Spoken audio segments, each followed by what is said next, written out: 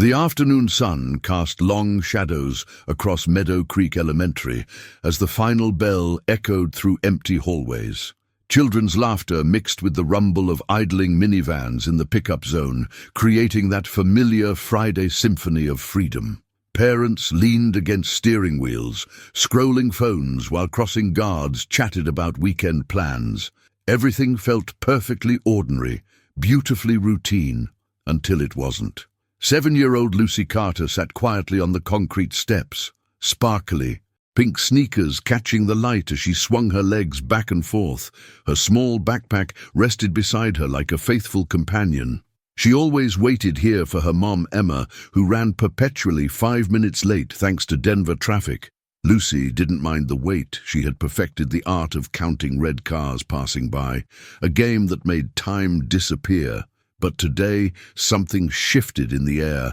like the moment before a storm. A man approached the curb with calculated calm, his charcoal peacoat. Immaculate, wire-rimmed glasses, reflecting the afternoon light. Unlike the hurried parents around him, he moved with purpose, scanning faces until his eyes found Lucy. Then he smiled, that practiced smile reserved for children, and called her name with chilling familiarity. "Lucy! Sweetheart, come here." The words hung in the air like a trap waiting to spring, while nearby a retired police dog named Blitz suddenly raised his graying muzzle, every instinct screaming that something was terribly,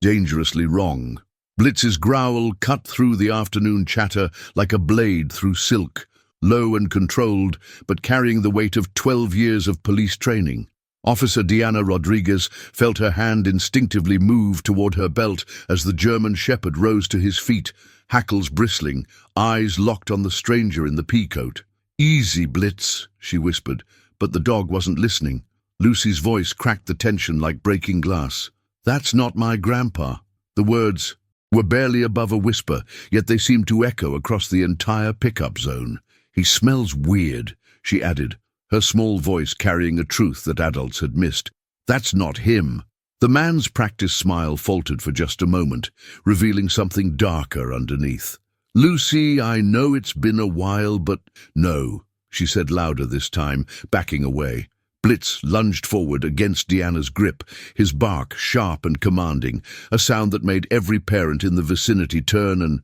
stare. When Deanna ordered the man to keep his hands visible as he reached into his coat, her training kicked in with crystal clarity. Inside his briefcase, beneath legal documents that looked authentic, she discovered items that made her blood run cold. Prescription sedatives, zip ties, and a child's pink baseball cap embroidered with the name Lily. Lucy didn't own that hat, but another little girl in Denver did, and she had been missing for 6 weeks. As handcuffs clicked shut, and the man protested his innocence, Blitz remained perfectly still, watching, knowing that this was only the beginning of something much darker than anyone could imagine. In the sprawling suburbs of Colorado, where manicured lawns meet mountain horizons and trust runs as deep as generational roots, evil learned to wear a friendly face and speak in gentle tones. This is the story of how one child's courage and a retired police dog's unshakable instincts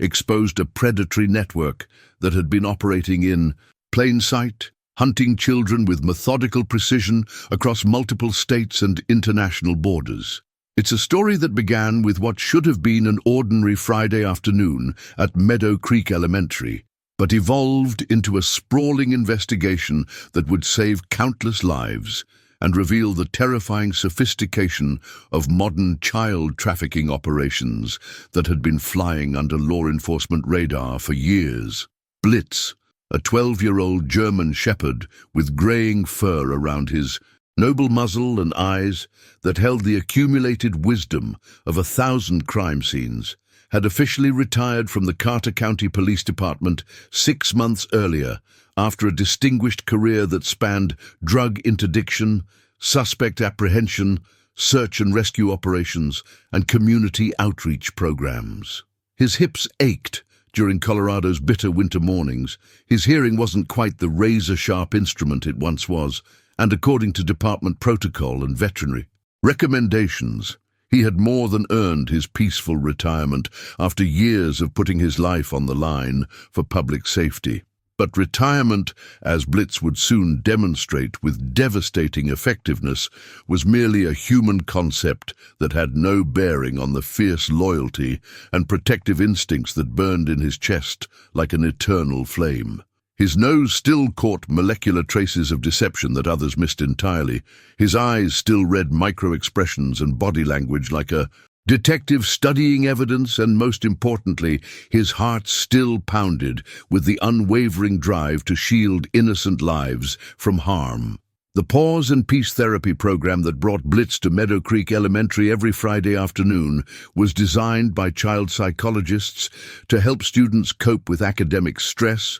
social anxiety, family transitions, and the increasingly complex emotional challenges of growing up in a world filled with uncertainty and digital overwhelm. Children would curl up beside him on colorful reading mats, run their small fingers through his soft ears while whispering their secrets, and find profound comfort in his steady breathing and unconditional acceptance. For Lucy Carter, a remarkably perceptive 7-year-old with an old soul, piercing blue eyes, and an almost supernatural ability to sense undercurrents that adults consistently overlooked or dismissed, Blitz represented something far more significant than weekly therapy sessions. He was living proof. That authentic goodness existed in a world that sometimes felt dark and confusing. Neither Lucy nor Blitz could have possibly anticipated that their gentle bond would be tested in ways that would challenge everything they understood about safety,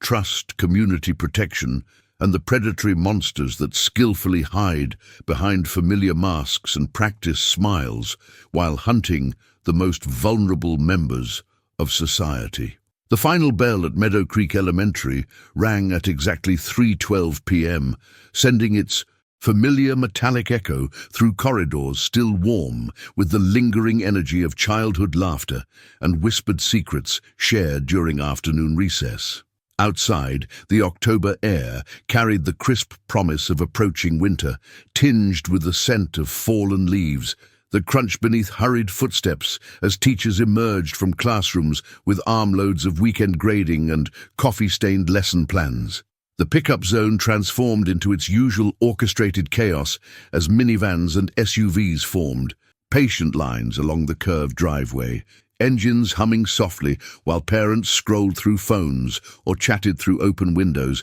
about soccer practice schedules and neighborhood barbecue plans. Crossing guards in bright orange vests took their positions at strategic intersections, their whistles catching afternoon sunlight as they waved familiar greetings to regular faces in the carpool line. This was the sacred rhythm of Friday afternoon liberation, a weekly ritual that marked the transition from structured learning to weekend freedom, and every participant knew their role in this carefully choreographed dance of suburban family life. Lucy Carter, small for her 7 years but possessing an inner gravity that made adults pause when she spoke, had claimed her usual spot on the wide concrete steps that led to the school's main entrance. Her sparkly pink sneakers, still bright despite weeks of playground adventures, swung gently back and forth as she surveyed the bustling scene before her with the patient observation of someone far older than her years.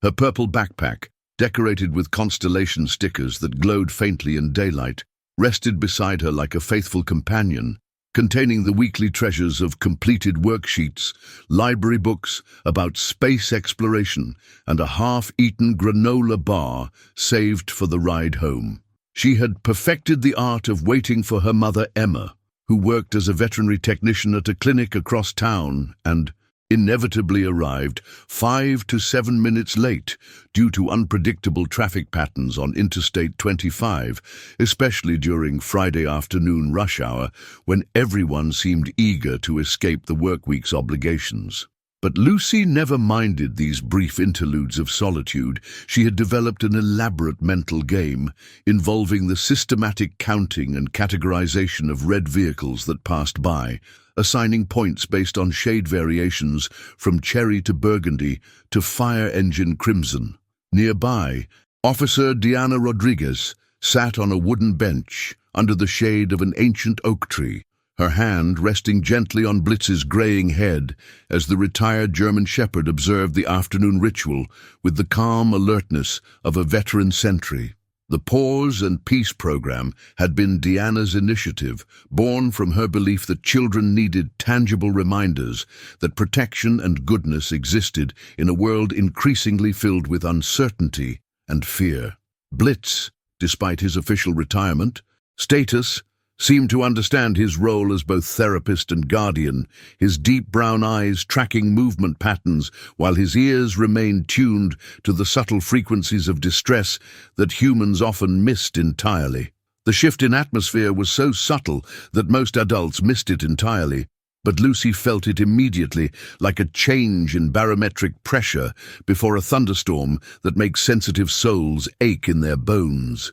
A man emerged from behind a cluster of parked cars near the school's east entrance, moving with the kind of calculated casualness that predators perfect over years of practice. Unlike the other parents who hurried toward their vehicles with keys already in hand and weekend plans filling their thoughts, this man walked with deliberate slowness, his eyes methodically scanning the clusters of children waiting for rides, while his hands remained buried deep in the pockets of an expensive charcoal peacoat that seemed oddly formal for a casual school pickup. His wire-rimmed glasses caught the afternoon light as his head turned in smooth, mechanical sweeps, cataloguing faces with the precision of someone working from a checklist rather than searching for a beloved child. Thomas Edward Langston, though Lucy would never learn that name, had spent the previous 3 weeks studying this exact moment, timing dismissal patterns, memorizing staff schedules, and noting which security cameras had blind spots that could be exploited by someone who understood surveillance systems. He had observed Lucy's routine with scientific precision, documenting her mother's consistent tardiness, her preferred waiting spot on the concrete steps, and most importantly, her solitary nature that made her an ideal target for someone skilled in the art of appearing trustworthy to children. His approach was masterfully orchestrated, beginning with a warm smile that had been practiced in mirrors and tested on other unsuspecting victims in other states, other schools, other communities where parents still believed that evil announced itself with obvious signs, rather than hiding behind grandfatherly charm and convincing documentation. As he drew closer to Lucy, his voice took on the gentle cadence that child psychologists recognize as grooming behavior, though no expert was present to identify the warning signs that were unfolding in real time. "Lucy," he called softly, his tone carrying just the right blend of familiarity and authority that had been calibrated to bypass the stranger danger warnings that parents drilled into their children's heads. "Sweetheart, come here." The words floated across the pickup zone like poisoned honey, sweet on the surface but carrying an undertone that made Lucy's spine stiffen with instinctive alarm. She remained motionless on the steps, her blue eyes narrowing as every internal warning system that 7 years of life had taught her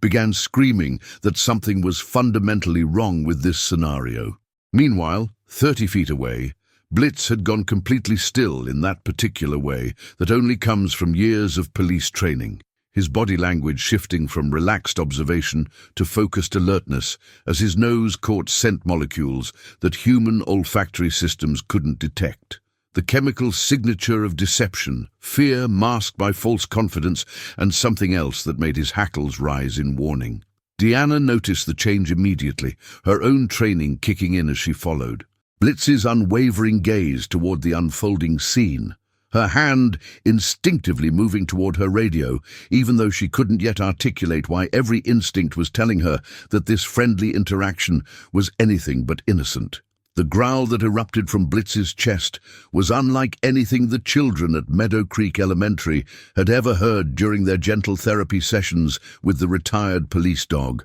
This wasn't the playful rumble he made when they tugged on his rope toy or the contented sound he produced when they scratched behind his ears during story time. This was the deep, primal warning of a predator recognition system that had been honed by thousands of hours of tactical training and real-world encounters with human evil. The sound seemed to originate from somewhere deeper than his throat, resonating through his ribcage like distant thunder that promises an approaching storm, and it carried the accumulated weight of every criminal he had helped apprehend, every child he had helped rescue, and every instinct that told him this moment was fundamentally different from all the peaceful afternoons that had preceded it. Deanna felt the vibration through her hand where it rested on his head, and the sensation sent an immediate chill down her spine as muscle memory from years of partnership kicked in with crystalline clarity.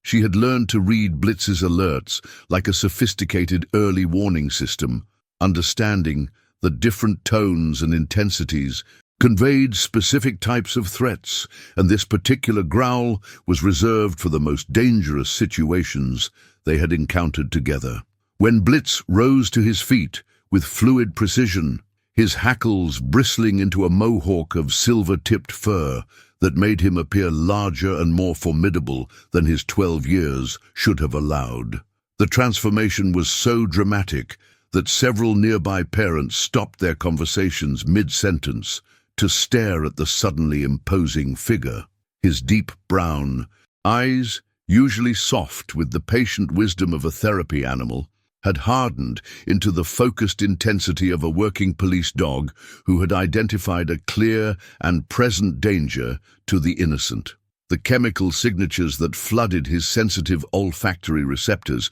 painted a detailed picture that no human could perceive. The acrid smell of deception mixed with synthetic pheromones designed to mask nervousness, the metallic tang of concealed weapons or restraints, and underneath it all, the distinctive scent pattern that he had learned to associate with predators who specialized in targeting children. Langston's carefully crafted facade began to crack as he realized that his presence had triggered an alert system he hadn't anticipated in his weeks of surveillance and planning. The confidence that had carried him through similar encounters in other cities began to waver as he found himself facing not just a suspicious child, but a trained K-9 whose reputation he was, unfortunately, familiar with from law enforcement networks he had been monitoring. His hand twitched involuntarily toward his inner coat pocket, a movement so subtle that most observers would have missed it entirely, but Blitz's trained eye caught the micro-gesture and interpreted it as confirmation of concealed threat materials. The bark that followed was sharp, commanding, and carried the unmistakable authority of a police dog issuing a challenge to a suspected criminal. The sound echoed off the brick facade of the school building, reverberating through the pickup zone like a klaxon that transformed the peaceful afternoon scene into something far more ominous. Other children began to look around nervously, sensing the tension even if they couldn't understand its source, while their parents started to move protectively closer to their young ones as primitive instincts responded to the obvious distress of an animal whose judgment they had learned to trust implicitly. In that moment, when chaos threatened to overwhelm the peaceful afternoon, and adult voices began rising in confused questions about what was happening,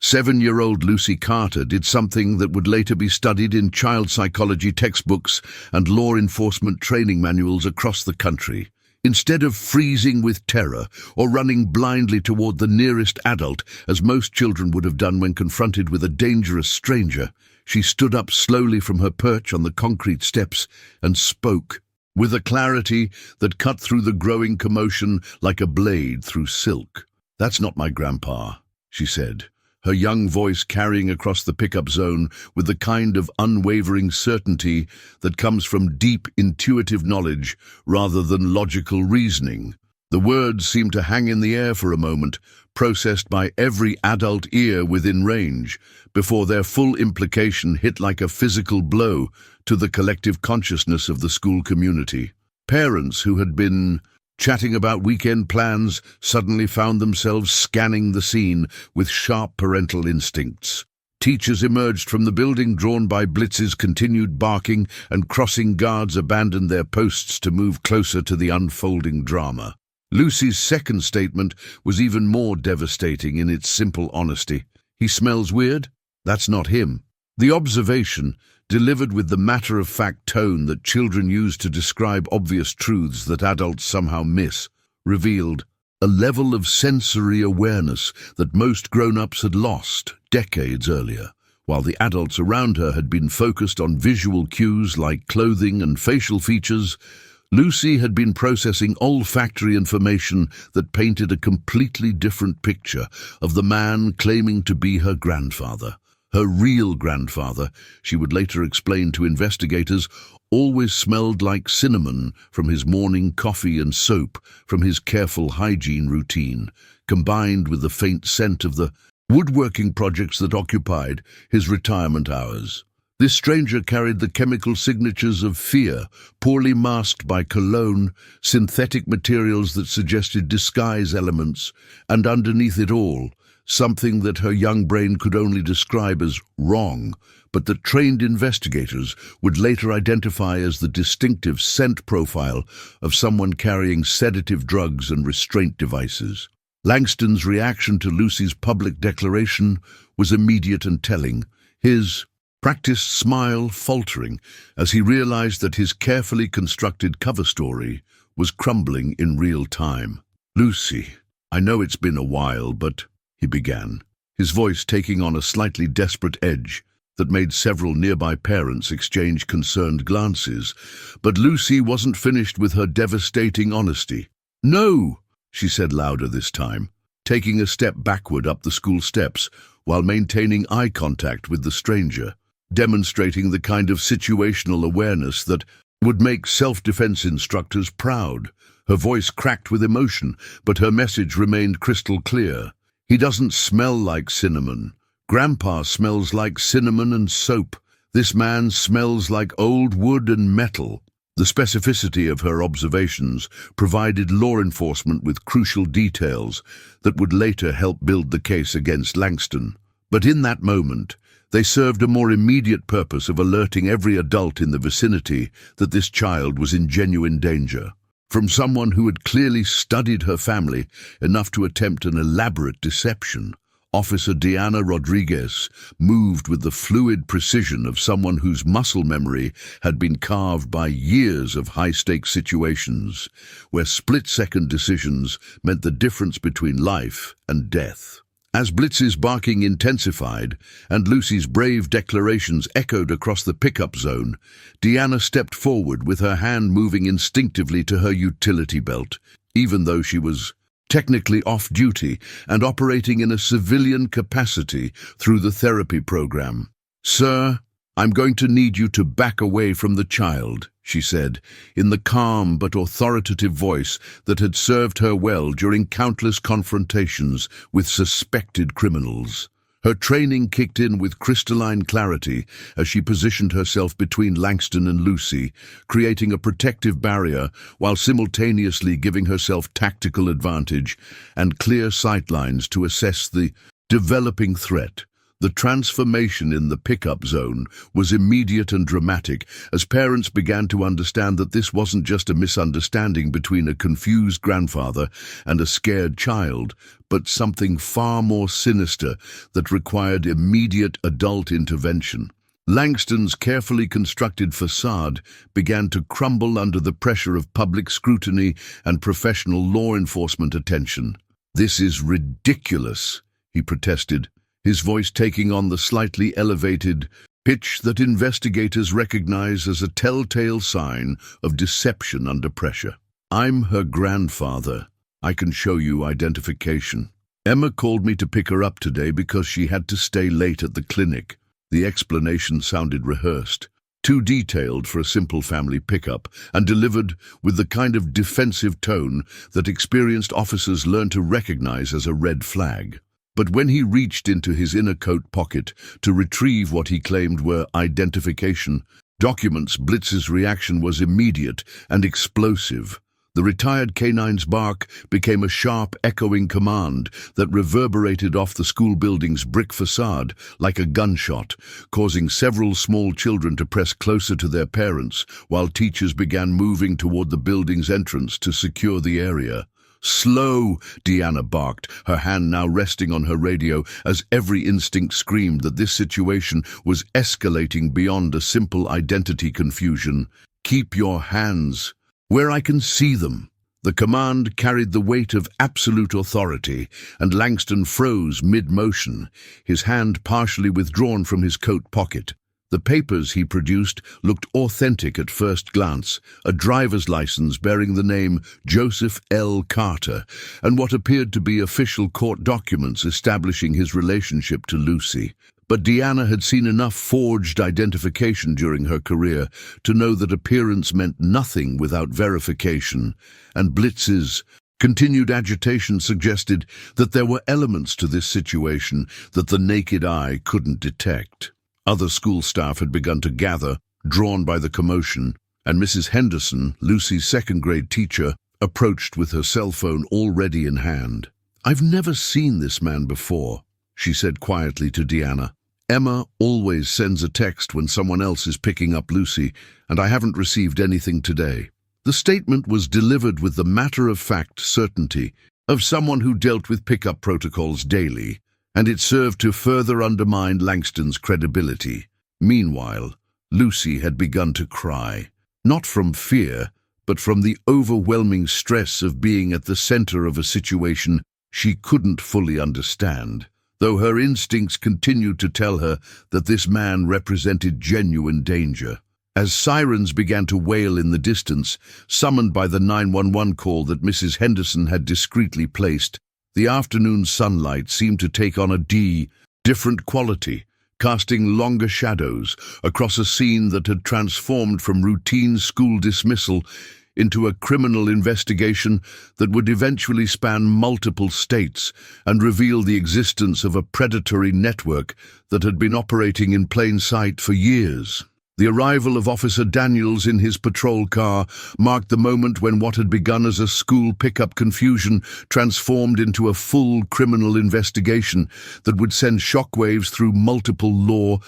enforcement agencies. As the squad car pulled into the pickup zone, with its lights flashing but sirens now silent to avoid further traumatizing the children who were watching from behind classroom windows, Daniels stepped out with the methodical calm of a veteran officer who had responded to countless calls, but immediately recognized that this situation carried an unusual weight of potential danger. He took one look at the scene, the agitated retired K9, the crying child, the man in the expensive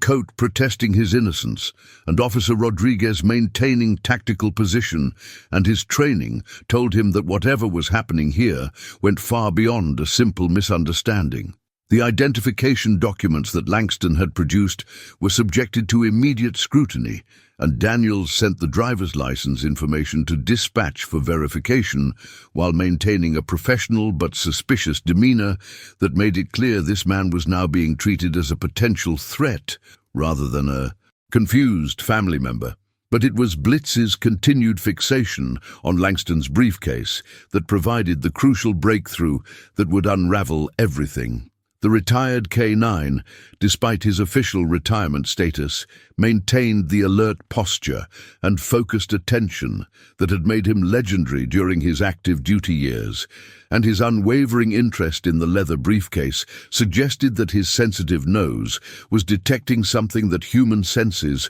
couldn't perceive. "Permission to check your belongings, sir," Deanna said, with the kind of polite firmness that made it clear this wasn't really a request. Langston's response was immediate and telling. "Are you serious? This is harassment. I'm just here to help my granddaughter." But when presented with the choice between consent and waiting for a search warrant, he grudgingly agreed, perhaps calculating that cooperation would make him appear more innocent. What Officer Daniels discovered inside that briefcase would later be described by seasoned investigators as one of the most chilling collections of predatory materials they had encountered in their careers. Nestled between what appeared to be legitimate legal documents were items that painted a horrifying picture of premeditated criminal intent. A bottle of prescription-grade sedatives that had no legitimate reason to be in the possession of someone claiming to be picking up his granddaughter,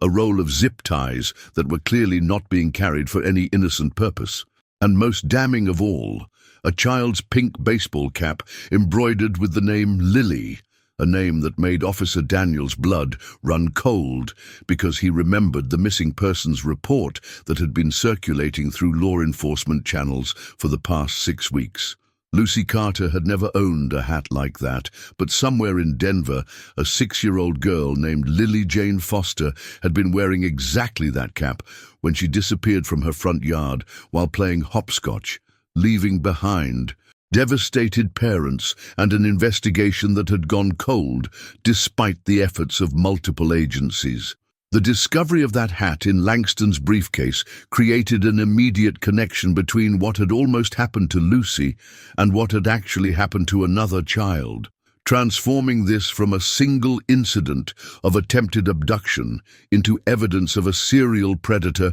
who had been operating across multiple jurisdictions with careful planning and methodical execution. As the handcuffs clicked shut around Langston's wrists and he was informed of his rights, his protests of innocence became increasingly desperate and less coherent, while Blitz finally relaxed his alert posture and moved to Lucy's side, as if understanding that his job was done, but that his protective presence was still needed by a little girl who had just experienced something that would change her understanding of the world forever. The briefcase was sealed as evidence, but everyone present understood that what they had discovered was likely just the tip of an iceberg that would require extensive investigation to fully uncover. The Carter County Police Department's investigation room had been transformed into a command center that looked more like something from a federal task force operation than a routine local crime scene, with whiteboards covered in photographs, timelines, and connecting strings that mapped out what was rapidly becoming clear as a multi-state criminal enterprise. Detective Claire Monroe, who had been pulled from her lunch break to handle what initially seemed like a straightforward attempted abduction case, found herself staring at evidence that suggested they had stumbled upon something far more sophisticated and terrifying than anyone had imagined. The fingerprint analysis had come back with results that sent shockwaves through the department. Thomas Edward Langston was an alias, and the suspect's real identity was connected to unsolved missing children cases spanning back over a decade across Illinois, Oregon, and possibly Arizona. His actual name, according to federal databases, was Calvin Thomas Edwards, and his criminal history painted the picture of a predator who had spent years perfecting his methods while staying one step ahead of law enforcement agencies that hadn't yet recognized the patterns connecting his crimes. The fake identification documents discovered in his briefcase were of such high quality that forensics experts suspected they had been purchased through dark web networks that specialized in providing criminals with the tools needed to assume new identities and operate across state lines without detection. But it was the discovery of the encrypted USB drive hidden in a false compartment within the briefcase's lining that revealed the true scope of the operation they had uncovered. The drive contained hundreds of photographs that made seasoned investigators feel physically sick. Images of children taken with telephoto lenses, during recess periods, walking home from school, waiting at bus stops, all captured without the knowledge of the subjects or their families. Each photograph was meticulously catalogued with timestamps, location data, and what appeared to be behavioral notes that analyzed each child's routines, personality traits, and vulnerability factors. The folders were organized by city and labeled with clinical efficiency: Denver candidates, Boulder options, Fort Collins prospects, revealing that Langston had been systematically surveying potential victims across the entire Colorado Front Range with the methodical precision of someone who viewed child abduction as a business operation rather than impulsive criminal behavior. Even more disturbing was the discovery of audio files containing recordings of children's voices, apparently captured during playground interactions or school events, filed under categories that suggested they were being used to practice vocal manipulation techniques or to study speech patterns for psychological profiling purposes. One file, labeled with a timestamp from 6 weeks earlier, contained what appeared to be the voice of a young girl saying goodbye to someone. And when investigators cross-referenced the timing with missing person reports, they realized they were likely hearing the last recorded words of Lily Jane Foster before her disappearance. The technological sophistication of the operation became even more apparent when cybercrimes specialists began analyzing the metadata embedded in the files, which revealed that Langston had been using encrypted communication networks to share information with other individuals whose identities remained hidden behind layers of digital anonymization. The investigation had evolved from a single prevented abduction into evidence of what appeared to be a coordinated network of predators who shared intelligence, resources, and possibly even victims across multiple jurisdictions, operating with the kind of systematic efficiency that had allowed them to avoid detection by law enforcement agencies that weren't equipped to recognize the scope of their activities. As federal authorities were contacted, and multi-agency task forces began forming, everyone involved understood that Lucy Carter and Blitz had inadvertently exposed what might be one of the most sophisticated child trafficking operations ever discovered, and that the investigation was only beginning to reveal the true extent of the network's reach and the number of children who might have been victimized before law enforcement finally caught up with their activities. The federal task force that assembled in the Carter County Sheriff's Office within 48 hours of Langston's arrest represented one of the largest multi-agency operations in the region's history, with FBI special agents, cybercrime specialists, and investigators from 6 different states converging to unravel what was quickly being recognized as a sophisticated interstate trafficking network that had been operating under law enforcement's radar for potentially decades. Special Agent Helen Shaw, who had been tracking similar patterns of child disappearances across the western United States for the past 3 years, immediately recognized the significance of what Blitz and Lucy had helped uncover when she reviewed the evidence collected from Langston's briefcase and began cross-referencing it with cold cases from her own investigations. The encrypted communications found on Langston's devices revealed a chilling network of individuals who referred to children by numbers rather than names, discussed their victims using coded language that treated human trafficking like a business transaction, and coordinated their activities through dark web forums that required multiple layers of authentication to access. The forum, discovered by cyber specialists who spent 18 hours cracking its security protocols, was called The Pavilion, and its membership included at least 12 active users spread across 7 states, all of whom appeared to be involved in systematic surveillance and abduction of children who fit specific demographic and psychological profiles that maximized their chances of successful kidnapping while minimizing the risk of detection by authorities. The digital evidence painted a horrifying picture of an organization that had developed detailed methodologies for identifying vulnerable targets, creating false identities for their operatives, and establishing what they called acquisition protocols that included everything from sedative dosages calculated by body weight to transportation routes designed to avoid highway cameras and state border checkpoints. Most disturbing was the discovery that the network maintained detailed records of their successful acquisitions, including photographs, personal information, and current status updates that suggested they had been trafficking children across international borders, with some victims reportedly ending up in Eastern European countries where American law enforcement had limited jurisdiction or ability to conduct rescue operations. The investigation revealed that Langston had been serving as what the network called a scout, responsible for identifying and surveilling potential targets in suburban communities where families felt safe and security measures were minimal, while other members of the organization handled different aspects of the operation, from document forgery to transportation logistics to final placement of victims in locations where they disappeared completely from any system that might track their whereabouts.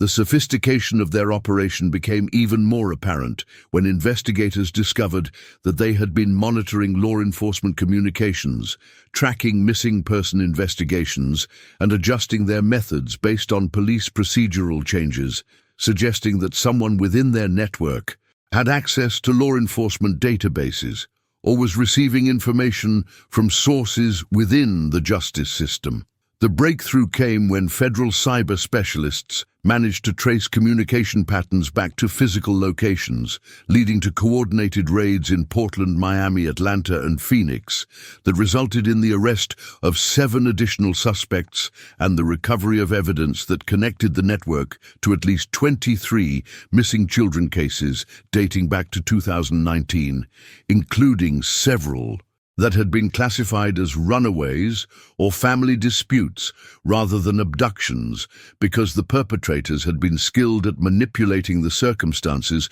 to avoid triggering Amber Alerts or intensive search operations. As the scope of the investigation expanded to include international law enforcement agencies through Interpol, it became clear that what Lucy's intuition and Blitz's training had prevented at Meadow Creek Elementary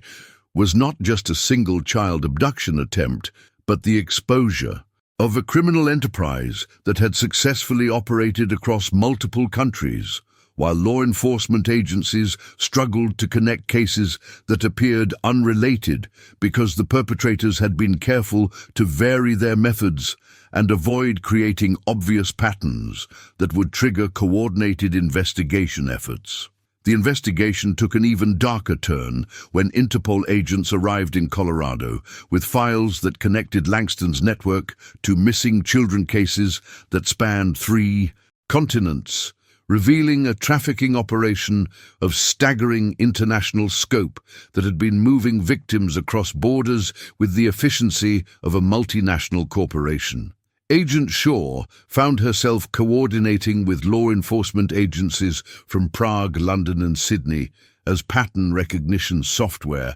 identified commonalities between the Colorado network's methods and unsolved disappearances that had puzzled investigators in countries where American criminals were not typically suspected of operating. The most heartbreaking discovery came when Czech authorities provided files on a case that had been buried in bureaucratic archives. An 8-year-old girl named Annika, who had disappeared from a Prague orphanage in 2021, under circumstances that local police had initially dismissed as a runaway incident, despite the child's age and the obvious impossibility of an 8-year-old successfully navigating international travel alone. The connection became undeniable when cyber forensics specialists found references to Prague acquisitions successful in encrypted communications between Langston and other network members, along with photographs that matched the missing child's description and references to European placement protocols that suggested the network had established relationships with criminal organizations on multiple continents. The investigation revealed that the network had been exploiting weaknesses in international law enforcement coordination, taking advantage of jurisdictional boundaries and communication gaps between agencies to move victims through a sophisticated pipeline that made tracking nearly impossible for investigators who were working within the constraints of national boundaries and limited information-sharing protocols. Australian Federal Police provided evidence of suspicious activity at several airports where children matching the descriptions of American missing persons had been observed traveling with adults whose documentation appeared legitimate, but whose behavior had raised concerns among security personnel who had filed reports that were never properly investigated due to the complexity of international follow-up procedures. The pattern that emerged showed that the network had been operating for at least 7 years, using a combination of forged documents, corrupted officials, and carefully planned travel routes to move children through multiple countries before delivering them to final destinations where they disappeared completely from any system that could track their whereabouts or condition. Swiss banking records, obtained through international cooperation agreements, revealed financial transactions that suggested the network was generating substantial profits from their activities, with payments flowing through shell companies and cryptocurrency exchanges that had been specifically designed to obscure the money trail and prevent law enforcement agencies from following the financial evidence back to the perpetrators or their clients. The scope of the operation became even more apparent when investigators discovered that network members had been using legitimate travel and education programs as cover for their activities, with several suspects working for organizations that provided them with authorized access to schools, youth programs, and family services where they could identify vulnerable children without arousing suspicion from parents or educators who viewed them as trusted professionals. The international investigation ultimately identified over 40 victims who had been trafficked across national borders, with some children recovered from locations as far away as Thailand and Romania, where local authorities had been cooperating with criminal networks that specialized in exploiting children who had no legal documentation or family connections that would prompt intensive search efforts. As rescue operations began in multiple countries and victims started to be identified and recovered, investigators realized that Blitz's instinctive recognition of danger and Lucy's brave refusal to comply with Langston's instructions had not only prevented her own abduction, but had initiated a chain of events that would ultimately save dozens of children who had been trapped in a nightmare that spanned the globe. The investigation continued to expand as each recovered victim provided information that led to additional suspects and locations, creating a cascade effect. The dismantled criminal operations in countries where law enforcement had been struggling for years to understand the source of their missing children cases. The coordinated international rescue operations that followed the exposure of the trafficking network represented one of the most successful multinational law enforcement efforts in recent history, with simultaneous raids conducted across 12 countries, resulting in the recovery of children who had been missing for months or years and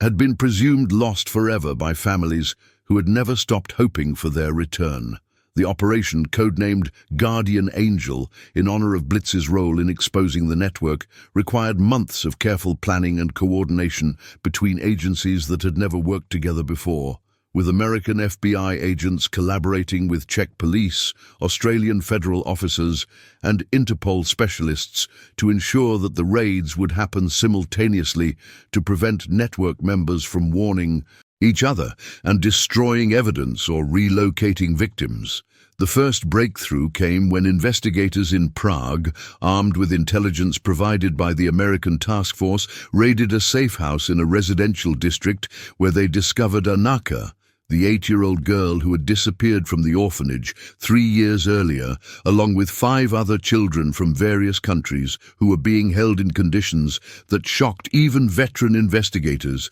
who thought they had seen every form of human cruelty. Anaka, now 11, but appearing much younger due to malnutrition and psychological trauma, initially spoke only in whispers and flinched whenever adults approached her. But when investigators showed her a photograph of Blitz that had been included in the intelligence package, she smiled for the first time since her rescue and asked in broken English whether the dog had helped find her. Similar raids in Thailand, Romania, and Mexico resulted in the recovery of additional victims, including several American children who had been missing for so long that their cases had been moved to cold files, and their families had begun to lose hope that they would ever see their children again. The reunion between recovered victims and their families was both heartbreaking and inspiring, as parents who had spent years wondering whether their children were alive finally got answers to questions that had haunted their every waking moment. Emma Carter, watching news coverage of the international rescue operations from her living room, while Lucy played quietly with a stuffed version of Blitz that had been given to her by the police department, felt a complex mixture of gratitude that her daughter was safe and overwhelming sadness for the families who had not been as fortunate as hers in having their children protected by circumstance and courage. The psychological rehabilitation of the recovered victims became a massive undertaking involving child therapists, trauma specialists, and social workers from multiple countries, with many of the children requiring months or years of treatment to recover from experiences that had fundamentally altered their understanding of trust, safety, and human relationships. Some of the older victims, who had been in captivity for several years, struggled with basic social interactions and had difficulty believing that the adults trying to help them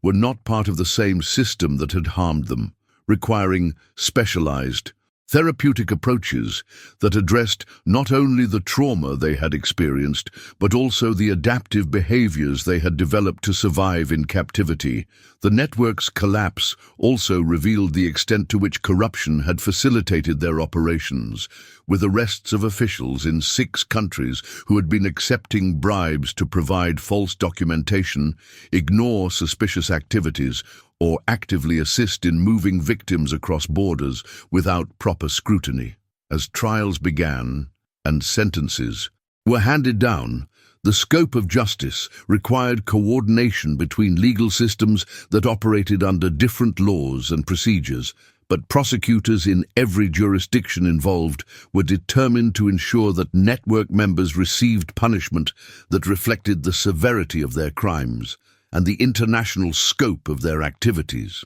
The evidence recovered during the raids filled multiple warehouses and required teams of specialists to catalogue and analyze, revealing additional victims who had not yet been identified and providing leads for ongoing investigations that would continue for years as law enforcement agencies worked to identify every individual who had been harmed by the network and every criminal who had participated in their operations. The impact of what became known as the Blitz case extended far beyond the immediate rescue of trafficking victims, creating ripple effects throughout law enforcement agencies, school districts, and communities across multiple countries as organizations scrambled to understand how such a sophisticated criminal network had operated undetected for so long, and what changes needed to be implemented to prevent similar operations in the future. Police departments nationwide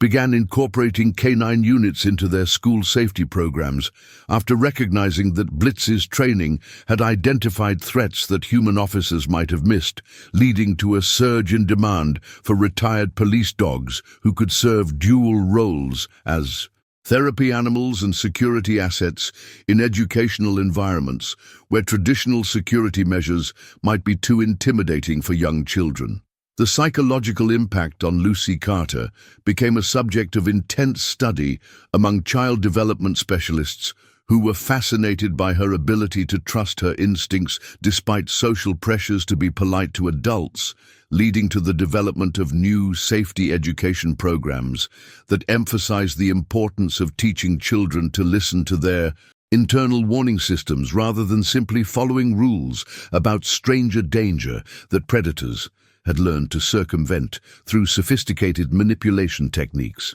School districts across the country began implementing new pickup protocols that required multiple forms of verification before releasing children to anyone other than their designated guardians, while parent notification systems were upgraded to ensure real-time communication about any changes to pickup arrangements that might indicate potential security threats. The technology discovered in the trafficking network's operations led to significant advances in cybercrime investigation techniques, with law enforcement agencies developing new methods for tracking encrypted communications and identifying criminal networks that operated across international boundaries using sophisticated digital security measures. The case also exposed weaknesses in interagency communication that had allowed the network to exploit jurisdictional boundaries, leading to the creation of new information sharing protocols and joint task forces designed to identify patterns that might not be apparent to investigators working within single jurisdictions or countries. Mental health professionals working with trafficking survivors developed new therapeutic approaches based on lessons learned from treating the recovered victims, creating specialized programs that address the unique psychological challenges faced by children who had been systematically exploited and manipulated by criminal organizations that understood how to exploit developmental vulnerabilities. The international cooperation required for the investigation and rescue operations became a model for future multinational law enforcement efforts, with new agreements and protocols established to facilitate rapid information sharing and coordinated response to criminal activities that crossed national boundaries.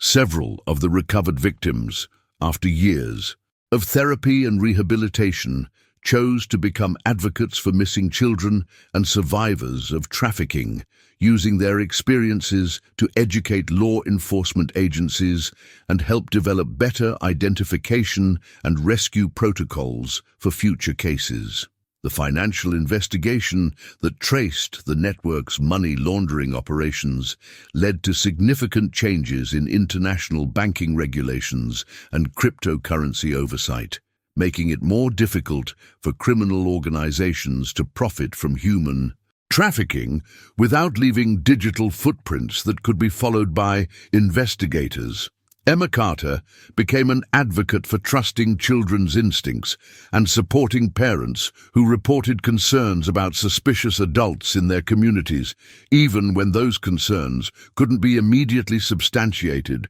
through conventional investigation methods. The case files from the investigation became required reading at law enforcement academies and were incorporated into training programs for social workers, teachers, and other professionals who work with children and might encounter warning signs of trafficking or abuse. Years after the network's collapse, investigators continued to receive tips and leads from the public who had learned to recognize suspicious behavior patterns that might indicate criminal activity targeting children, creating an ongoing investigation that periodically resulted in additional arrests and victim recoveries. 5 years after that Friday afternoon at Meadow Creek Elementary, Blitz still visits schools across Colorado, though his muzzle is now completely silver and his steps are slower on winter mornings when arthritis reminds him of his age. Children still gather around him during therapy sessions,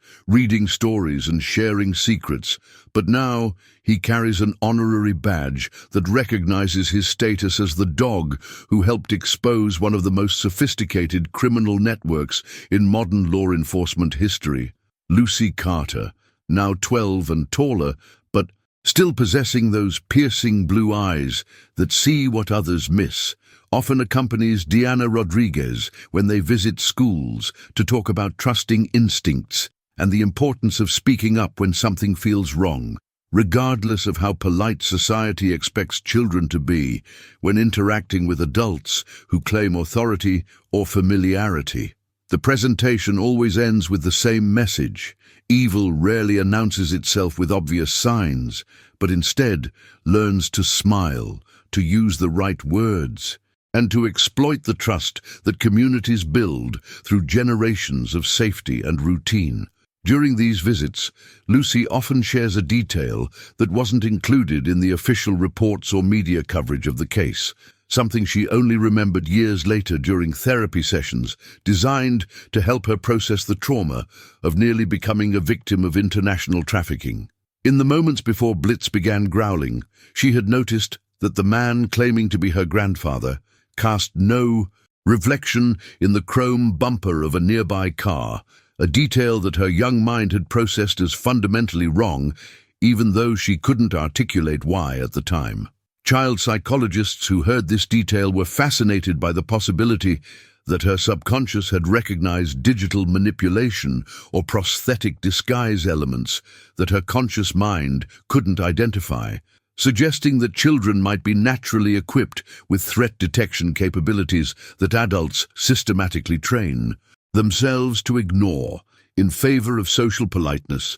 and logical reasoning. The international investigation continues to generate new leads and victim recoveries even now, with cold cases being reopened in countries where investigators had previously dismissed missing children reports as family disputes or runaway incidents. And law enforcement agencies are still discovering the full scope of how many children were trafficked through networks that had been operating undetected for decades before. Blitz's instincts and Lucy's courage provided the breakthrough that made everything else possible. But perhaps the most unsettling discovery came during a recent review of evidence when investigators realized that the network had been systematically targeting children who displayed unusual sensitivity to environmental cues or demonstrated above-average intuitive abilities, suggesting that they had specifically sought victims who possessed the same kinds of instincts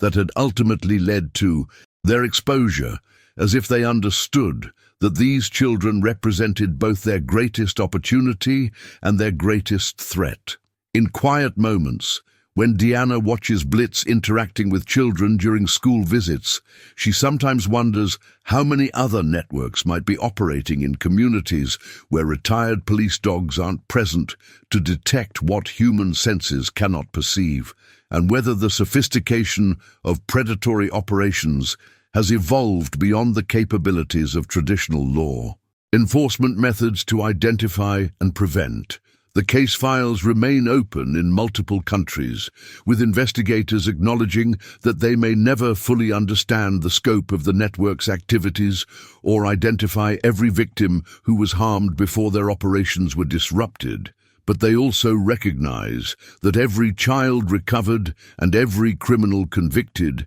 represents a victory against forces that operate in shadows and prey on society's most vulnerable members. As Blitz ages and his active duty days become memories, younger dogs are being trained to recognize the same scent signatures and behavioral patterns that made him legendary. But trainers acknowledge that each dog brings unique instincts and abilities that cannot be replicated, leaving them to wonder whether lightning will strike twice, or whether the next breakthrough in protecting children will come from an entirely different source that they haven't yet learned to recognize or trust.